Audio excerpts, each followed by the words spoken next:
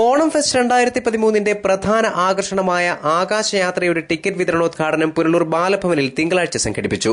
Vice chairman S ബിജുവിന്റെ അധ്യക്ഷതയിൽ നഗരസഭാ chairperson Gracy John doctor J ബിന്ദുരാജിന് ആദ്യ ടിക്കറ്റ് നൽകി വിതരണോദ്ഘാടനം നിർവഹിച്ചു.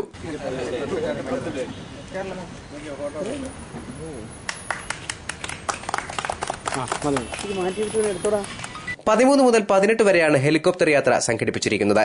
ഒരാൾക്ക് 3500 രൂപയാണ് ടിക്കറ്റ് നിരക്ക്.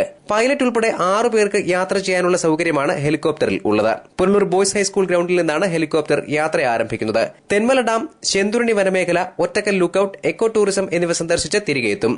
സിവിൽ ഏവിയേഷന്റെ അനുമതിയോടെ ബാംഗ്ലൂരിൽ നിന്നാണ് ഹെലികോപ്റ്റർ എത്തുന്നത്. Onam fest general convener Giji K Babu, publicity chairman PA Anas, കൌൺസിലർമാരായ VP ഉണ്ണികൃഷ്ണൻ, സബീന കബീർ, വസന്തരഞ്ജൻ, പൊടിയൻപിള്ള തുടങ്ങിയവർ പങ്കെടുത്തു. ഹെലികോപ്റ്റർ സവാരിക്കുള്ള ടിക്കറ്റിന് വിൽപ്പനയുടെ ഉദ്ഘാടന ദിവസം തന്നെ തിരക്ക് അനുഭവപ്പെട്ടു. സാധാരണക്കാരന് വലിയ സാമ്പത്തിക ബാധ്യതയില്ലാതെ ആകാശയാത്ര സാധ്യമാക്കുക എന്ന ലക്ഷ്യത്തോടെയാണ് ഹെലികോപ്റ്റർ സവാരിയുടെ സംരംഭകരായ മുരളി അസോസിയേറ്റ്സ് മുന്നോട്ട് വന്നിരിക്കുന്നത്. News bureau, Punalur.